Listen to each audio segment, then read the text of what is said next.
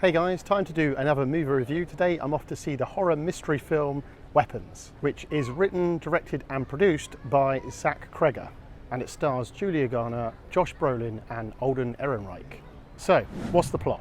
A shocking mystery grips the small town of Maybrook when 17 third graders vanish at the same moment in the night, leaving only one survivor. Teacher Justine Gandhi becomes a prime suspect, and as fear and suspicion spread, she races to uncover the truth behind the disappearances before the town turns against her. Now, this is Zack Kregger's second major horror feature after the success of the 2022 Barbarian, for which he also wrote, produced and directed.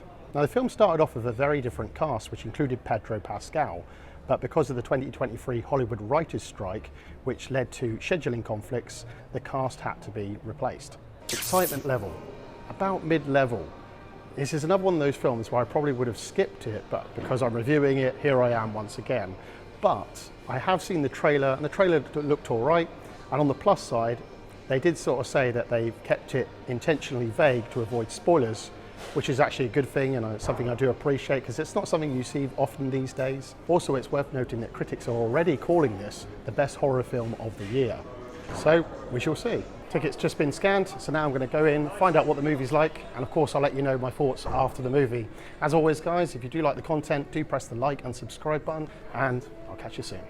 Okay, so the movie's just finished, so let's get into the highlights and the hang-ups. First of all, the highlights. Thought we had a good performance from Julia Garner. She played Justine, who is someone who played her character very vulnerable but still strong at the same time. Someone who's trying to help but feeling the pressure of everyone suspecting her. I really did feel her fear and frustration in a number of scenes, and you kind of felt sorry for her. The rest of the cast was solid. Josh Brolin playing the father who was seeking answers, and it was nice to see Alden Ehrenreich, who the last time I saw him was in the Star Wars film Solo. He played Han Solo. But in this he played a torn cop who, in a number of scenes did actually have me laughing out loud. So yeah, good performance from him. And finally, Benedict Wong gave a nice memorable performance as the school principal. What was surprising was the way this movie was told. It was told in chapter form, and each chapter was titled by a character's name. And so in that chapter we followed that particular character around across a certain timeline up to a certain point, and it usually ended with a cliffhanger.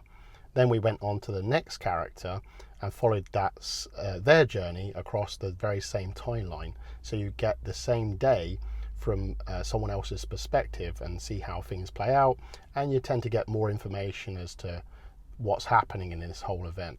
It reminded me very much of Pulp Fiction and the way that film told to tell a story. The atmosphere in the film was good, gave a very haunted and unsettling feel, making good use of dark shadows and muted colours.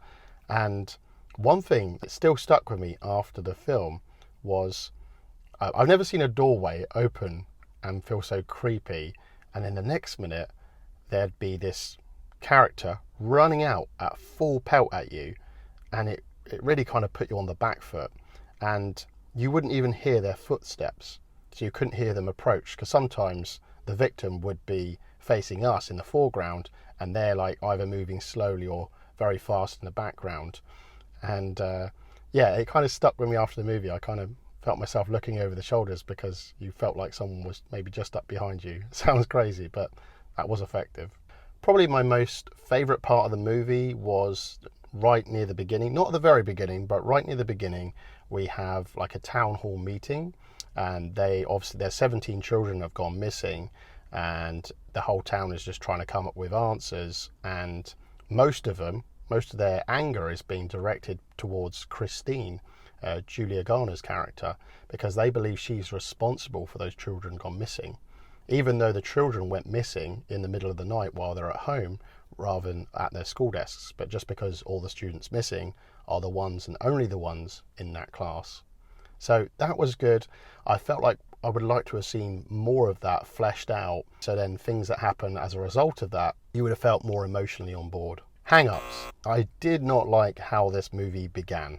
I said I liked the bit early on, but the bit at the very beginning was a lot of narration. I don't know what it is, but the films I've been watching lately, quite a few of them choose to adopt this same thing. And what ends up happening is anything that happens after that narration, I just feel completely disconnected from, because you've just been telling me what's happening rather than showing me what's happening. This was a horror mystery after all, and I always find a mystery much more compelling if I feel emotionally attached to the characters. And I found it incredibly frustrating because I feel like you could have just shown that. There was no reason to just narrate it. And it wouldn't have spoiled anything either. You could have literally just exactly what was said in word form, you could have just seen that play out, and then I would have been much more on board by the time we got to the town hall meeting. Feeling Christine's situation and what she's going through would have played so much better. Tonally, this movie was all over the place. One example is you had like some real light music, and then you had some dark and very eerie music as well. Nowhere did it say this film was a black comedy, but it sure was. There was loads of moments in that lend itself to that genre. Not a problem, because some of those did make me laugh, but it was a little bit jarring because I didn't know. It just said horror mystery. I'm finding quite a number of films I've been watching lately, they're not exactly what they appear to be. Take Materialist, which I watched very recently. That was a romantic drama film, but it was said it was a romantic comedy.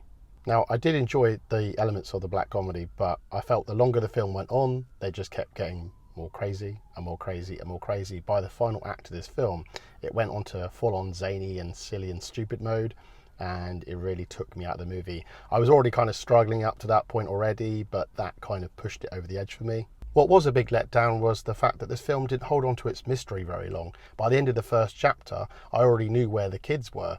And then by the end of chapter 2, if anyone was doubting it, you had it confirmed by the actions of Josh Brolin's character. And so that only really left the mystery of the antagonist, which also got told you pretty early on. In fact, they literally spell it out for you. And it was disappointing that the fact that we never got to learn the motivations behind that character. Final rating.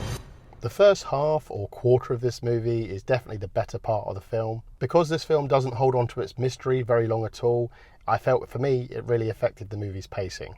And I did feel my attention start to wane, especially as we moved towards the climax of this film.